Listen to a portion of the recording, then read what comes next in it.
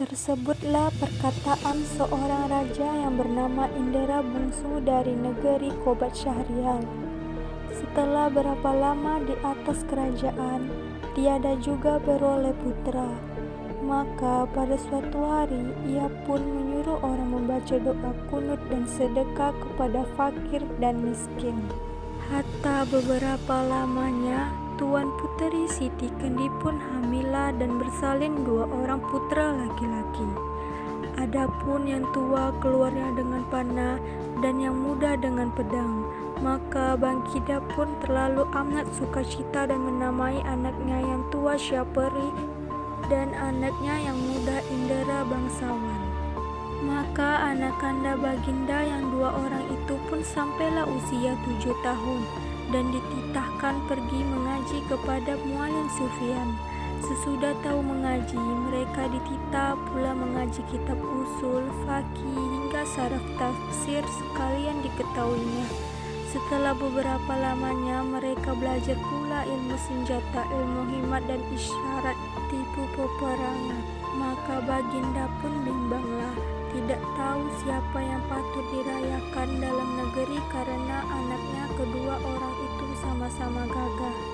Jikalau Baginda pun mencari muslihat, ia menceritakan kepada kedua anaknya bahwa ia bermimpi bertemu dengan seorang pemuda yang berkata kepadanya, barang siapa yang dapat mencari bulu perindu yang dipegangnya, ialah yang patut menjadi raja di dalam negeri. Setelah mendengar kata-kata Baginda, Syapari dan Indra Bangsawan pun bermohon pergi mencari bulu perindu itu.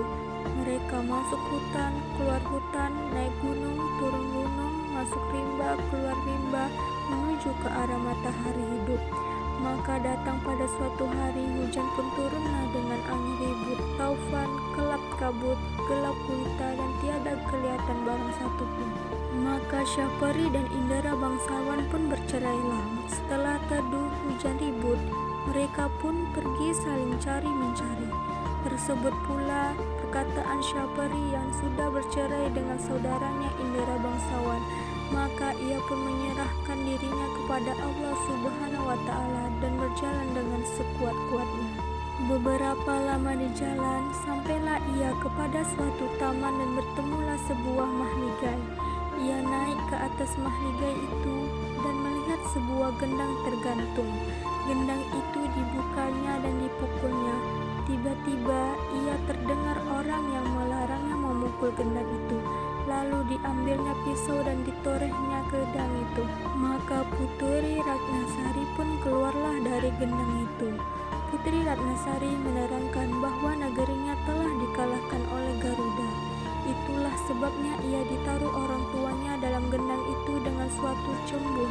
Di dalam cembul yang lain ialah perkakas dan dayang-dayangnya. Dengan segera Syapari mengeluarkan dayang-dayang itu. Tak kala Garuda itu datang, Garuda itu dibunuhnya. Maka Syapari pun duduklah berkasih-kasihan dengan Putri Ratnasari. Sebagai suami istri dihadap oleh segala dayang-dayang dan inang pengasuhnya. Tersebut pula perkataan Indra Bangsawan pergi mencari saudara. Ia sampai di suatu padang yang terlalu luas. Ia masuk di sebuah gua yang ada di padang itu dan bertemu dengan seorang raksasa. Raksasa itu menjadi neneknya dan menceritakan bahwa Indra Bangsawan sedang berada di negeri Anta Beranta yang diperintahkan oleh Raja Kabir. Adapun Raja Kabir itu takluk kepada Buraksa dan akan menyerahkan putrinya, Putri Kemalasari sebagai ikuti. Kalau tiada demikian, negeri itu akan dibinasakan oleh Buraksa. Ditambahkannya bahwa Raja Kabir sudah mencanangkan bahwa barang siapa yang dapat membunuh Buraksa itu akan dinikahkan dengan anak perempuannya yang terlalu talak parasnya itu. Hatta berapa lamanya Putri Kemalasari pun sakit mata. Terlalu sangat para ahli nujum mengatakan hanya air susu harimau yang beranak muda lah yang dapat menyembuhkan penyakit itu. Baginda bertitah lagi, barang siapa yang dapat susu harimau beranak muda, ialah yang akan menjadi suami Tuan Putri. Setelah mendengar kata-kata Baginda, Si hutan pun pergi mengambil seruas buluh yang berisi susu kambing serta menyangkutkannya pada pohon kayu. Maka ia pun duduk menunggui pohon itu. Sarung kesaktiannya dikeluarkannya dan rupanya pun kembali seperti dahulu kala. Hatta datanglah ke-9 orang anak raja meminta susu kambing yang disangkanya susu harimau beranak muda itu. Indra bangsawan berkata susu itu tidak akan dijual dan hanya akan diberikan kepada orang yang menyediakan pahanya diselit besi hangat.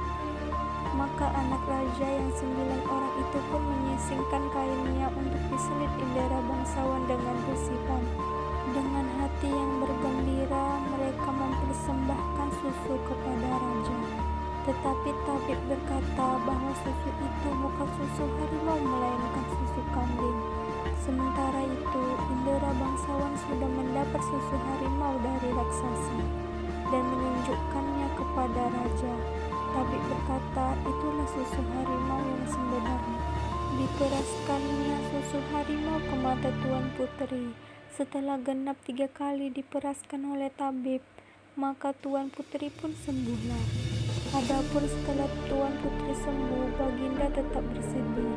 Baginda harus menyerahkan Tuan Putri kepada Buraksa, raksasa laki-laki. Apabila ingin seluruh rakyat selamat dari amarahnya, Baginda sudah kehilangan daya upaya. Hatta sampailah masa menyerahkan Tuan Putri kepada Buraksa. Baginda berkata kepada 9 anak raja bahwa yang mendapatkan jubah Buraksa akan menjadi suami putri. Untuk itu nenek raksasa mengajari Indra bangsawan. Indra bangsawan diberi kuda hijau dan diajari cara mengambil jubah Buraksa, yaitu dengan memasukkan ramuan daun-daunan ke dalam gantong minum Buraksa. Saat Buraksa datang hendak mengambil putri, putri menyuguhkan makanan, buah-buahan dan minuman pada Buraksa. Tergoda sajian yang lezat itu, tanpa pikir panjang Buraksa menghabiskan semuanya, lalu meneguk habis air minum dalam gentong. Tak lama kemudian Buraksa tertidur. Indra bangsawan segera membawa lari putri dan mengambil jubah Buraksa. Hatta Buraksa terbangun. Buraksa menjadi lumpuh akibat ramuan daun-daunan di dalam air minumnya. Kemudian 9 anak raja datang. Melihat Buraksa tak berdaya, mereka mengambil selimut Buraksa dan segera menghadap raja. Mereka hendak mengatakan kepada raja bahwa selimut Buraksa sebagai jubah Buraksa. Sesampainya di istana, Indra bangsawan segera menyerahkan puteri dan jubah Buraksa. Hatta raja mengumumkan hari pernikahan Indra bangsawan dan puteri. Saat itu 9 anak raja datang. Mendengar pengumuman itu, akhirnya mereka memilih untuk pergi. Mereka malu kalau sampai niat buruknya berbohong diketahui raja dan rakyatnya.